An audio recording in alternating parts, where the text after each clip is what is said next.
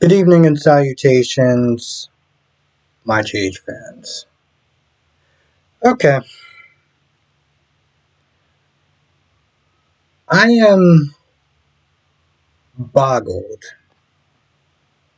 how they are writing Sam's character. I am absolutely boggled. Okay, because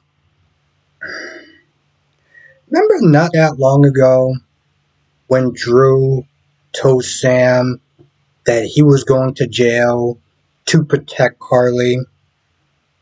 Now, granted, he wasn't going 2 years. Actually, tell you the truth, he was supposed to go to jail for 5 years, right? Supposed to go to jail for 5 years.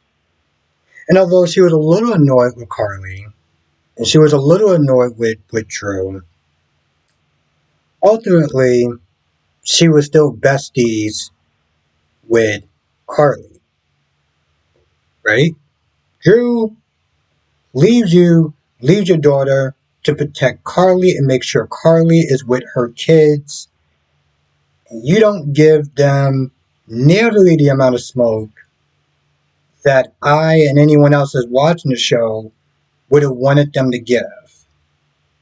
But somehow the rules apply differently towards Jason, right? Now this goes back to the whole when she said she was in love with him and that's why she had a baby with him, and Carly was like, "You're punishing him." Is that what she's doing? Is she's actually being that petty at this point? So she goes to confront Carly, and I sat there, was like, why? What is the point of you going down there for?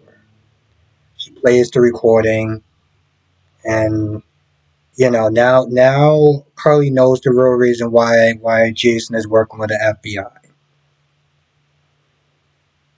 Now, I'm wondering, what was this visit for?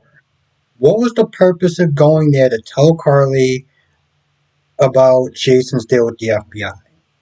Now, she says when she talks to Spinelli that I went there to sit there and see what Carly knew about Jason and the FBI situation. Why? Why do you want to know how much she knows about the FBI situation? What is that actually going to do? Your original intentions, and she did sit there and say that she wanted to try to take the power away from the FBI, but realized that they couldn't do it. Okay, so what are you doing now, right? And there's a certain point where she's talking to Carly, and she's all like, this is it, this isn't. I'm not just upset with Jason. I'm upset with you too. And I'm kind of just like, you're almost making it seem like Carly asked Jason to do that, which she didn't. Carly didn't ask Jason to give up 2 years of his life to protect her, to stay away from his kids. And that's kind of the energy that she's giving off. And I'm just like, boy, your energy is misplaced. You want to be upset with Jason. I completely understand that. But you guilting her? What does that do? How come you didn't guilt her before? It's like when they're talking about the writing with Sam. It's just all over the place, and it's nowhere good.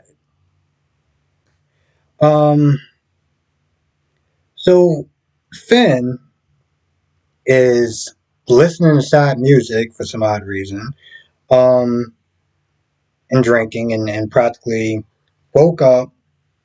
Apparently, he cut his hand and had glass in his hand, which was kind of hard to see.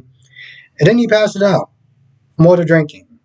So Violet comes in there, sees it, and calls Tracy because Tracy was the last number that was in his phone.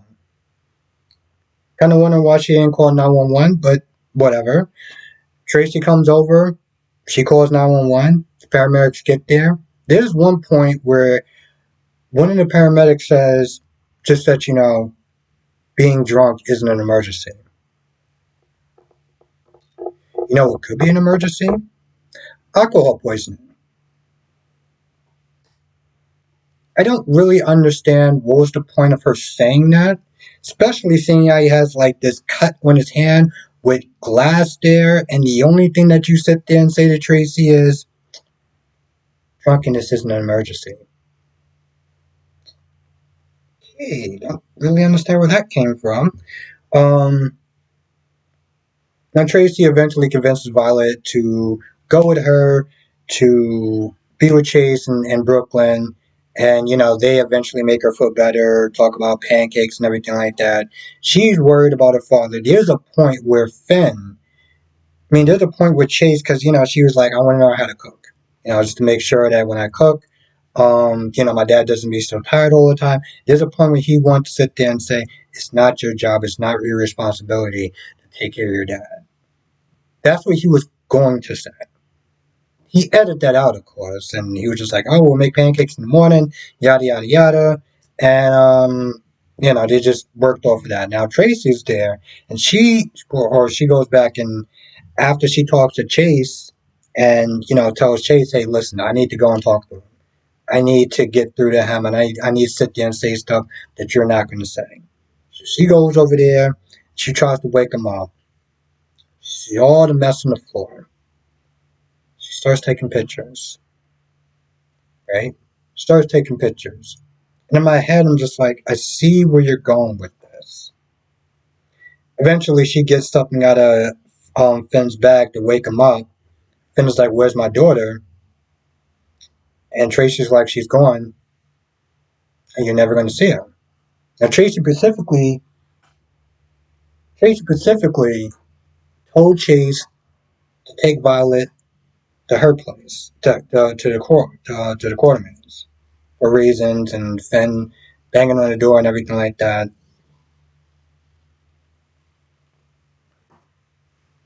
And she took all those pictures. We all know what she's going to wind up doing. We saw the previews, and the previews like, I want my daughter back. And yeah, that ain't going to happen until you start to get sober. You got to go to rehab. You got to sit there and do the 12 steps, all that stuff. You got to put in that work. Um, if you don't, those pictures are going to sit there and end up in the hands of a judge. We all know where that's going to go. So, now John comes over and he brings over some champagne and to Carly to thank her for saving his life and not telling anyone. Still talking. He's all like, I'm about to wrap up this case or whatever. I'm gonna go home. He starts talking about bad guys or whatever. He's like, well, there's one bad person that's still out there. And Carly's like, is that a bad guy or a bad girl? They're talking a little bit. She's just there, just giving me a little evil eye, like I may be smiling in your face, but I want to sit there and unalive you pretty much, or do as much pain as possible. So while that's going on, you got Anna. I don't know what Anna's plan is at this point. She tells Jason, "Let me go and try to get the information because you're gonna do it. You're gonna try to beat it out of him. You're not gonna sit there and get it from him." And I've seen the comment section, and people are just like, "Why don't Jason just go to John and tell him it's Valentine and let John take it from there?" Because if Valentine's able to outsmart them and is able to hide the evidence and John doesn't get what he wants, like John said, he ain't going back to Quantico empty handed. So he's going to get a W. He don't care where it comes from, he's going to get a W. So if everyone that's there saying, why don't Jason sit there and just, tell John and just let them deal with it? Because that's not the goal. If that was the case, then Nana would have been like, yeah, Jason wants to do it because he wants to get it over with. He's not thinking smart, he's thinking with his emotions. Of course, she is searching around the house while trying to, charm him. And when he goes somewhere, she's digging this way and digging that way. And there's a point where Valentine comes back, and Valentine's like, so, she found what you were looking for. They talk a little bit more. Valentine says he still loves her, and Anna's like, I'm still drawn to you. And, she's like, I gotta go home. And he starts kissing her. Jason comes by and sees it. Jason just like, doesn't look like you're getting the evidence. I mean, unless the evidence is somewhere in his mouth, it doesn't look like you're getting the evidence. So what the hell are you doing at this point? He doesn't say that, but that's the look that he has on his face. Um, I mean, she's been there twice. What exactly are you going to do to try to find this evidence? I don't understand. Keeping it to talk about, well, here's my blind spot. Okay. Well, he was about to go home empty-handed. So again, what is exactly your plan? Because I'm confused.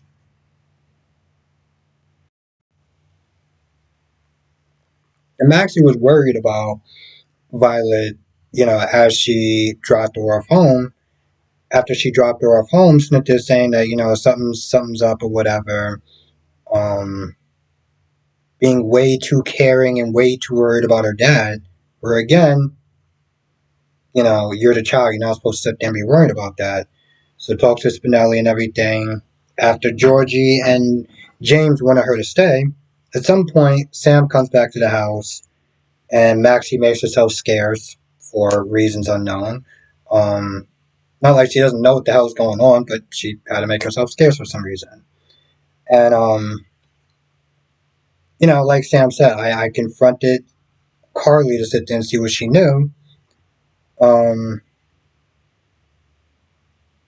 and then it was just she said something along the lines of, Jason turned his back on his family, Carly. Which actually, to tell you the truth, she said that to his face. I mean, she said that to her face. Again, I'm just surprised that she didn't give that same energy to Drew when Drew decided to go to jail for 5 years to protect Carly.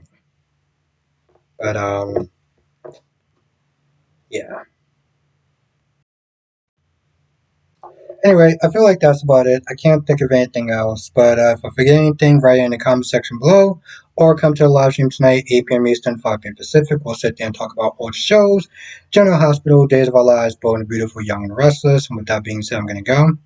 I'll see you in the next video.